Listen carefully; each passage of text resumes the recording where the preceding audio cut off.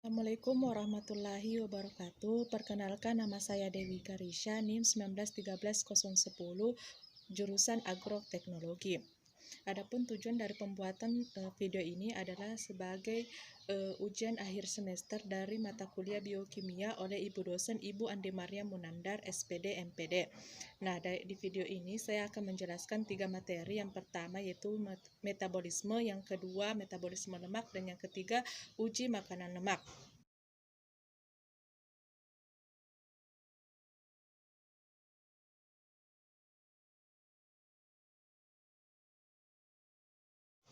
Nah, di materi pertama yaitu metabolisme. Metabolisme adalah semua reaksi kimia yang terjadi di dalam tubuh semua makhluk hidup. Metabolisme dapat berupa katabolisme dan anabolisme. Adalah proses pemecahan senyawa kompleks menjadi senyawa yang lebih sederhana, sedangkan anabolisme adalah proses penggabungan atau penyusunan senyawa yang sederhana menjadi senyawa kompleks. Nah, di metabolisme ada namanya respirasi aerob. Adapun tahapan respirasi aerob yang pertama yaitu glikolisis, yang kedua dekarboksilasi oksidatif, yang ketiga siklus Krebs, dan yang keempat transport elektron. Adapun di tahapan pertama glikolisis, di sini terjadi di sitoplasma. Glikolisis yaitu proses pengubahan glukosa menjadi asam pirufat. Nah, untuk mengubah satu molekul glukosa menjadi 2 asam pirufat dibutuhkan 2 ATP yang diubah menjadi ADP. Selain itu pula dihasilkan 2 NADH yang diubah dari 2 NAD. 4 ATP dihasilkan pula dari proses glikolisis yang diubah dari 4 NAD. Karena glikolisis memerlukan 2 ATP sehingga ATP yang dihasilkan menjadi 2 ATP. Secara keseluruhan, hasil dari proses glikolisis ini adalah 2 asam pirufat, 2 ATP, dan 2 NADH.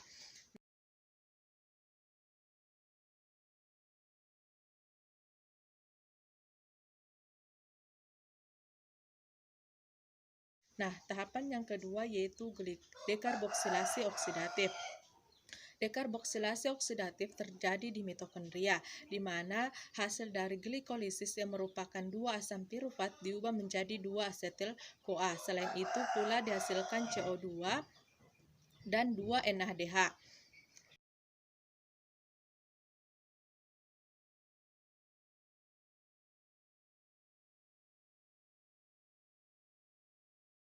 Selanjutnya adalah siklus Krebs. Nah, siklus Krebs terjadi di matriks mitokondria, di mana 2 asetil-CoA ini diubah menjadi 2 ATP, 6 NADH, 2 FADH, dan 4 CO2.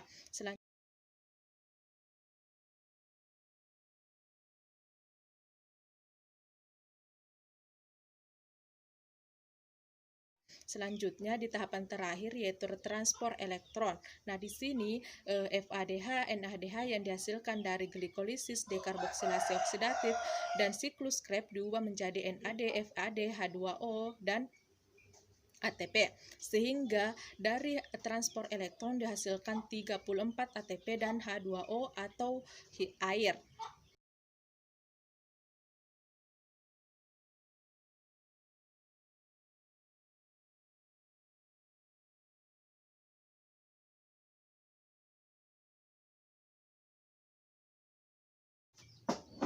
Adapun materi yang kedua yaitu metabolisme lemak. Lemak adalah senyawa molekul besar dan terbentuk dari senyawa atau molekul yang lebih kecil melalui reaksi dehidrasi.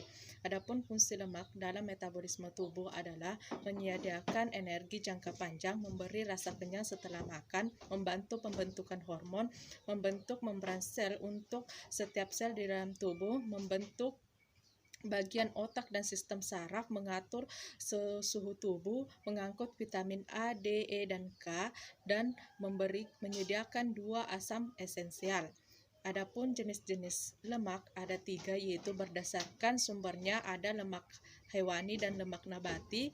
Berdasarkan struktur kimianya ada lemak sederhana, campuran, dan derivat, dan berdasarkan ikatan kimianya ada lemak jenuh dan lemak tak jenuh. Alur metabolisme lemak ada 3, yang pertama yaitu beta oksidatif, yang kedua siklus Krebs, dan yang ketiga yaitu fosforilasi oksidatif.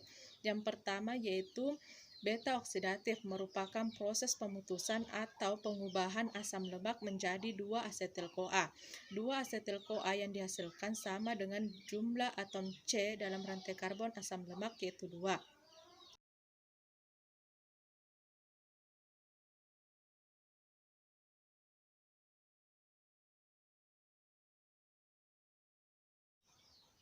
Adapun tahapan yang kedua yaitu siklus Krebs. Tahapan ini merupakan proses perubahan 2-asetil-CoA menjadi H plus CO2 yang terjadi di mitokondria. Dan tahapan yang terakhir yaitu fosforilasi oksidatif.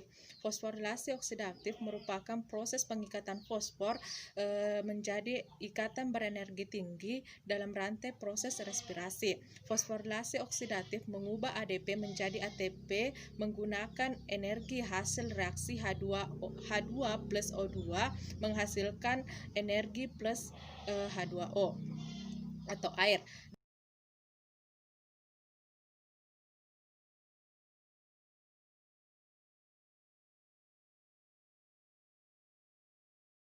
Adapun hasil dari metabolisme lemak yaitu apabila lemak disimpan di dalam hati maka akan berubah menjadi FLDL, sedangkan apabila diedarkan ke otot maka akan menjadi energi.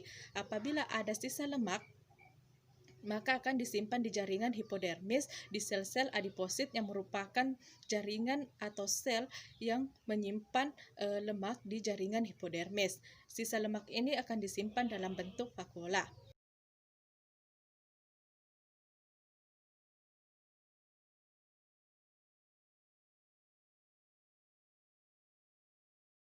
Penjelasan mengenai metabolisme lemak. Kita beralih ke materi yang terakhir yaitu uji makanan lemak.